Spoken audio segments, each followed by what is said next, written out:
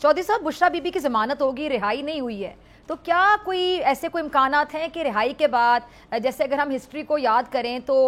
नुसरत भुट्टो साहिबा, कुलसूम नवाज साहिबा मैदान में आई थी और पार्टी जिस अगर तितर बितर हो जिसको बचाया जाता है, कोई ना कोई फ्रंट से लीड कर रहा होता है, तो बुशरा बीबी के भी इम्कानात हैं सियासत में आएंगी वो?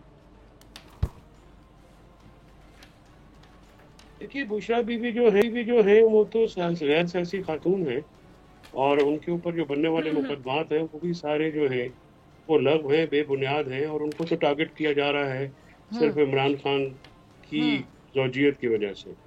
और इमरान खान साहब को तकलीफ देने के लिए। और अनफॉर्चुनेट बात यह है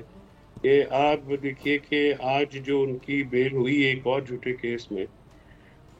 और बेल लेने के बाद जो जजेस हैं, हम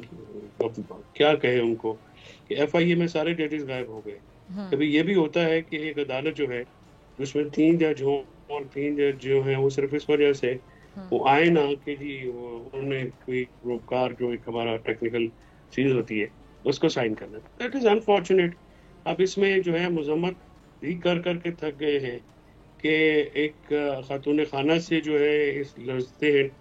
इस हुकूमत की टांगे, अगर वो आएंगी बाहर आ जाएंगी तो उसमें क्या हर्ज हो जाएगा। 8 महीने उनको आपने सजा दी है और वो कॉन्विक्ट भी नहीं है प्रीवियस जो पॉलिटिकल लीडर्स की तरह। तो ये बातें जो हैं इससे सियासत में तलखियां जो हैं वो बढ़ रही हैं और ये बढ़ाए जा रहे हैं, और फिर आखिर में जिनके कहने पे ये बढ़ा रहे हैं वो पीछे हो जाएंगे और इन्हीं को जो है भुगतना भी पड़ेगा। अवाम का गुस्सा भी है, और सारी चीज़ों के जो जिम्मेदारान हैं वो तो यही पार्टियां हैं जो इस वक्त हुकूमत में बैठी हुई हैं, और ये इस तरह से करना जो है